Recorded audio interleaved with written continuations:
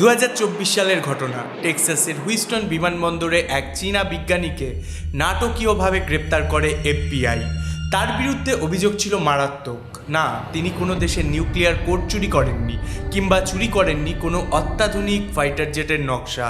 তিনি যা চুরি করার চেষ্টা করেছিলেন তা আজকের দিনে দাঁড়িয়ে নিউক্লিয়ার বোমের চেয়েও বেশি মূল্যবান। তিনি চুরি করেছিলেন ক্যান্সার গবেষণার গোপন তথ্য। ভাবুন একবার, একটা রোগের চিকিৎসার তথ্য চুরি করবার জন্য আন্তর্জাতিক গুপ্তচর বৃত্তি চলছে। কেন? কারণ এই একটি রোগ আজ সমগ্র মানবজাতির সবথেকে বড় শত্রু।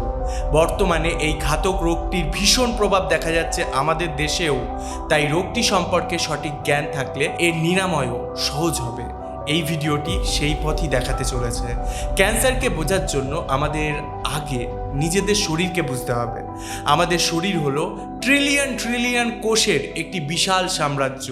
প্রতিদিন আমাদের শরীরে প্রায় 330 বিলিয়ন মানে 33,000 কোটি পুরনো কোষ মারা যায় এবং নতুন কোষ জন্ম নেয়।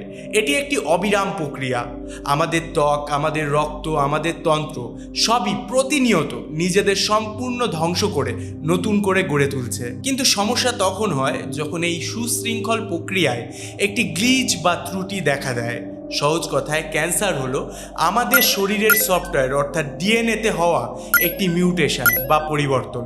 যখন কোনো কোষের ডিএনএ ক্ষতিগ্রস্ত হয় তখন সেই কোষটি তার স্বাভাবিক মৃত্যুর নির্দেশ ভুলে যায়।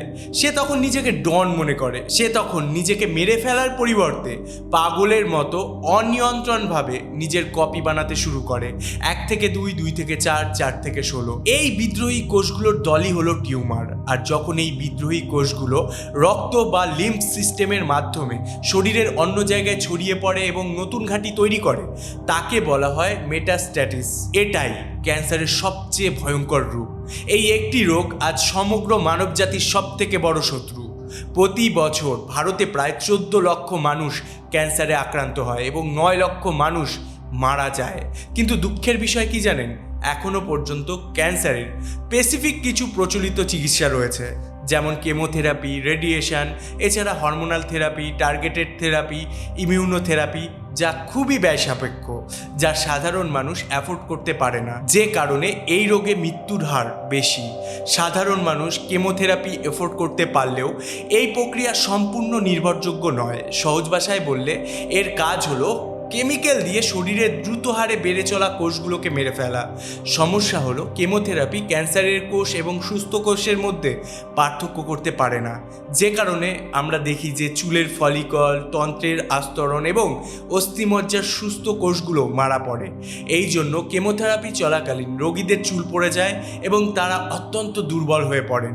বৃদ্ধ মানুষেরা কেমোথেরাপির যন্ত্রণায় কাতর হয়ে পড়েন। এদিকে রেডিয়েশন প্রক্রিয়ার মাধ্যমে ক্যান্সারের কোষকে পুড়িয়ে দেওয়া হয়। ফলে বুঝতেই পাচ্ছেন, চিকিৎসা পদ্ধতি হয়ে ওঠে যন্ত্রণাদায়ক। কিন্তু কথা হলো, এত যন্ত্রণা সহ্যের পরেও ক্যান্সার সম্পূর্ণ নিরাময় হয়? অ্যান্সারটা ভীষণ দুঃখের। কিন্তু ক্যান্সার আবারও ফিরে আসতে পারে, কারণ অপারেশন, কেমো বা রেডিয়েশনের পরেও আমাদের শরীরে ক্যান্সার কোষ থেকে যায়, যা কয়েক বছর পর আবার ফিরে আসতে পারে। আর সেটা হলে আবারও সেই একই প্রসেসের মধ্যে দিয়ে যেতে হয়, মানে আবারও অপারেশন, আবারও কেমো, আবারও রেডিয়েশন। এখন আপনার মনে হতে পারে যে ক্যান্সার হলে যতটা না কষ্ট তার থেকে বেশি কষ্ট ক্যান্সার চিকিৎসায়।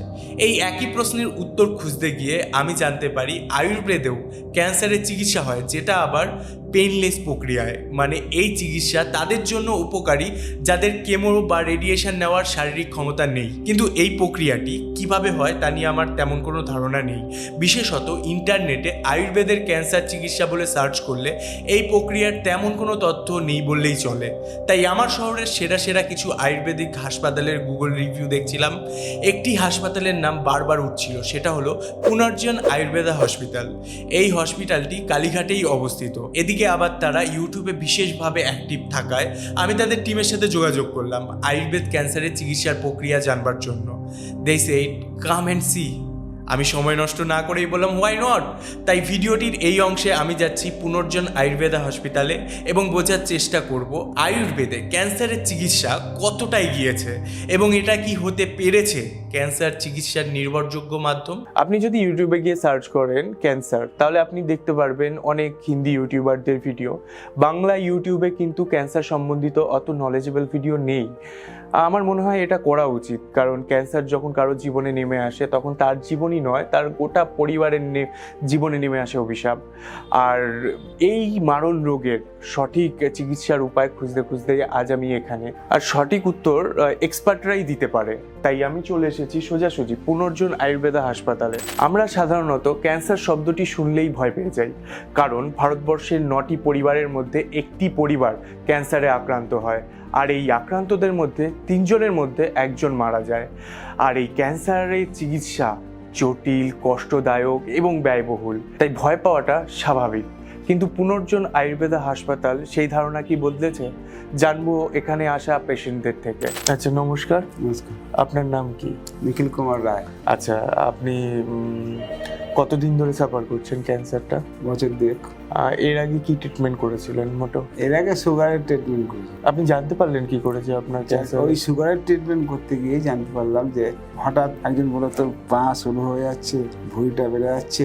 তা আমাকে বললো তাহলে ডাক্তার দেখাতে। আমি সুগারের ডাক্তারকে সব বললাম, এই সব দেখে টেকে তখন উনি বললো আচ্ছা একটা আলট্রাসোনোগ্রাফি করান। আলট্রাসোনোগ্রাফি করানো হলো।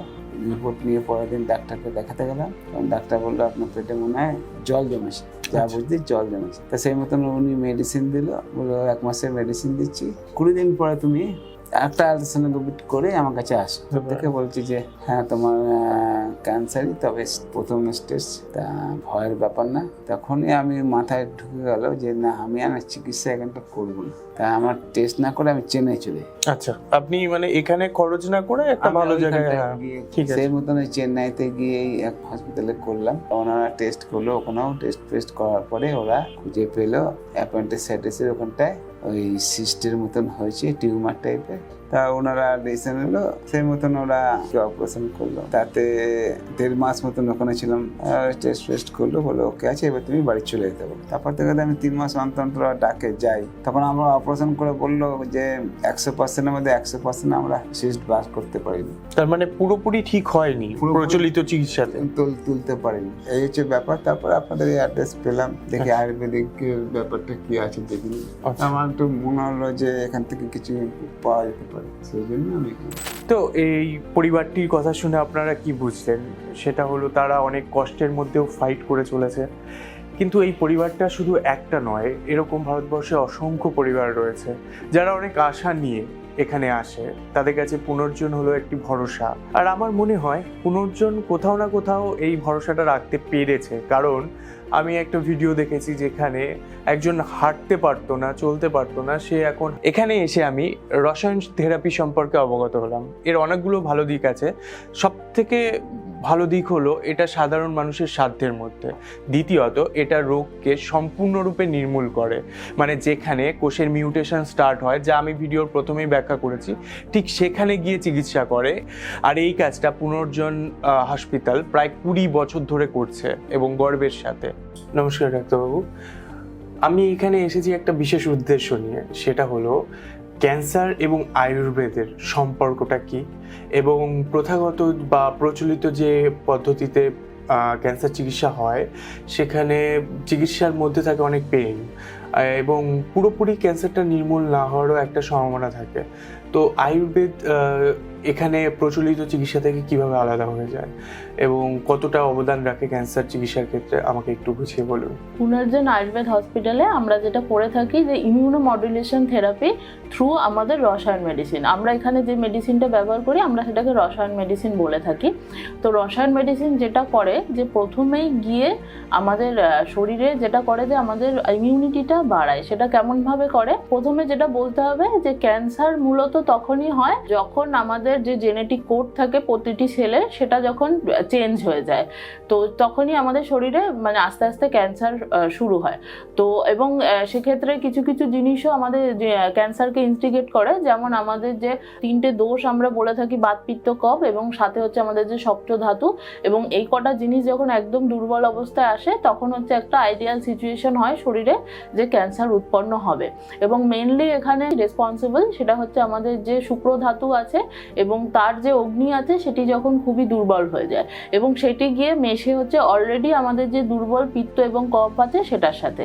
তো এবং আমাদের আস্তে আস্তে সেখান থেকে আমাদের অগ্নি দূষিত হয় এবং আস্তে আস্তে আমাদের ওজন কমতে থাকে, আমরা যেটাকে ইমিউনিটি বলতে থাকি এবং বা প্রাণশক্তি বলি। আস্তে আস্তে আমাদের যে ব্যাধিক ক্ষমতাহীনতা মানে রেজিস্ট্যান্স পাওয়ার এগেনস্ট ডিজিজ সেটা কমতে থাকে। তো এভাবেই আমাদের মানে ক্যান্সার উৎপন্ন হয়। তো আমাদের রসায়ন মেডিসিন যেটা করে থাকে যে প্রথমেই গিয়ে আমাদের যে সপ্ত ধাতু সেটাকে আস্তে আস্তে নারিশ করে, মানে আমরা যেটা বলি ধাতু পোষণ, এবং আমাদের যে 3টে দোষ আছে সেটিকে আস্তে আস্তে মানে শক্তিশালী করে, এবং আমাদের অগ্নি যে বিষম অগ্নি সেটাকে আস্তে আস্তে ঠিক করে, এবং প্রতিটি দোষ অগ্নি এবং ধাতু একটা সাম্য অবস্থায় আসে, এবং এখান থেকে আমাদের আস্তে আস্তে ওজন বৃদ্ধি পায়, প্রাণশক্তি বৃদ্ধি পায়, এবং আমরা আস্তে আস্তে মানে ইমিউনিটি আমরা যেটা মেনলি বলি সেটা আমাদের শরীরে বাড়ে। তো এভাবেই আমাদের রেজিস্ট্যান্স যে পাওয়ারটা এগেনস্ট কোনো ডিজিজ সেটা হচ্ছে মানে আস্তে আস্তে বাড়লেই আমাদের যে ক্যান্সারের যে স্প্রেডিংটা হয় সেটা আস্তে আস্তে কন্ট্রোলে আসে। আচ্ছা ডক্টরবাবু, যেটা আমি দেখেছি যে আয়ুর্বেদ চিকিৎসার ক্ষেত্রে মানুষ সরাসরি কিন্তু আগ্রহ দেখায় না, এটা কেন মনে হয় আপনার কাছে? সচরাচর মানুষ এখনো অবধি আয়ুর্বেদের প্রতি আস্থা দেখায় না, সে বড় বড় রোগ যেমন ক্যান্সারের ব্যাপারেও। এটার মেন কারণ হচ্ছে মানুষের এখনো চিন্তাধারা বা মানুষের মধ্যে সেই অ্যাওয়ারনেসটা এখনো আসেনি, বা আমরা এখনো পৌঁছতে পারিনি যে আয়ুর্বেদের থ্রু আমরা ক্যান্সারের মতো বড় বড় রোগকে ট্রিট করতে আমরা সম্ভব। কিন্তু আমরা পুনর্জনে সেটা আমরা করে দেখিয়েছি এবং আমরা আস্তে আস্তে করছি, এবং আস্তে আস্তে আমরা বিভিন্ন যে সাকসেস রেট আমরা বলে থাকি সেটার দ্বারা আমরা মানুষের মধ্যে আস্তে আস্তে মানে এই অ্যাওয়ারনেসটা ছড়ানোর চেষ্টা করছি যে না, আয়ুর্বেদের দ্বারাও ক্যান্সারের মতো বড় চিকিৎসা সম্ভব। আমাদের সাথে রয়েছেন আরেকজন অভিজ্ঞ ডাক্তারবাবু। ম্যাডাম, আপনার জন্য কোশ্চেন হলো, আমি এটা বোঝার চেষ্টা করছি যে সাধারণ যে প্রচলিত ক্যান্সার চিকিৎসা যেমন কেমোথেরাপি বা রেডিয়েশন, তার সাথে আয়ুর্বেদের রসায়নের পার্থক্যটা কি, মূল পার্থক্যটা কি? এর সাথে আরেকটা প্রশ্ন যোগ করব, সেটা হলো এই রসায়ন চিকিৎসা নেওয়ার পাশাপাশি কোনো পেশেন্ট যদি চায় অন্যান্য চিকিৎসা নিতে, তাহলে সে কি সেটা নিতে পারবে? যে ধরনের খাবার দাবার শরীরের জন্য ক্ষতিকারক সে ধরনের খাবার দাবার নিয়মিত খেতে থাকলে এবং তার ছাড়াও মানে কতগুলো জিনের সমস্যার কারণে দেখা যায় যে শরীরে টিউমার তৈরি হয়েছে। এই চিকিৎসাতে যেটা করা হয়, চিকিৎসা প্রথম ধাপে প্রাণশক্তির সাহায্যে যেখানে টিউমার আক্রান্ত হচ্ছে সেই টিউমারের কোষগুলোর বৃদ্ধি বন্ধ করা হয়, এবং এর পরবর্তী দ্বিতীয় ধাপে যেটা করা হয় যে এই যেখানে টিউমার এক জায়গা থেকে অন্য জায়গায় ছড়িয়ে পড়ে মেটাস্টেসিস, সেই মেটাস্টেসিস পদ্ধতিটা আটকানো হয়, তার ফলে রোগীর দেহে রোগের যে ছড়িয়ে পড়া সেটা আর হয় না। সাধারণ যে রেডিওথেরাপি বা কেমোথেরাপির সাথে কিন্তু এই চিকিৎসাটা করা যাবে। দুটো চিকিৎসা একসাথে চালালে রোগীর কোনো রকম ক্ষতির কোনো সম্ভাবনা নেই, রোগী দুটো চিকিৎসাই চালাতে পারে। ম্যাডাম, এটা আমি লক্ষ্য করেছি এবং হয়তো সবাই লক্ষ্য করেছে যে কেমো দিলে মানুষের চুলগুলো পড়ে যায়, এটা কেন হয়?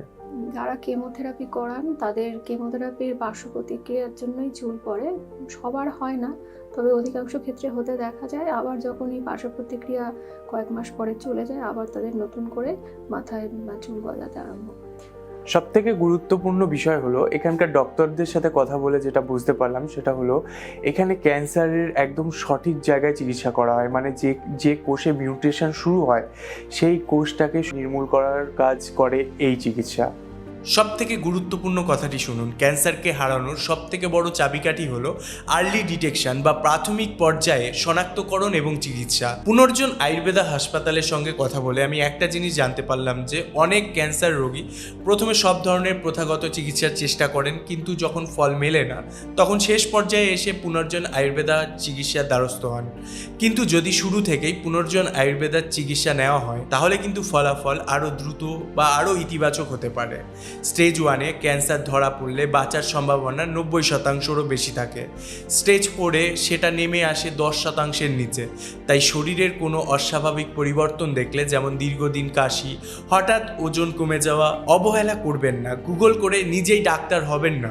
আপনারা সরাসরি পুনর্জন আয়ুর্বেদা হাসপাতালের বিশেষজ্ঞদের সাথে হোয়াটসঅ্যাপ অ্যাপের মাধ্যমে যোগাযোগ করতে পারেন।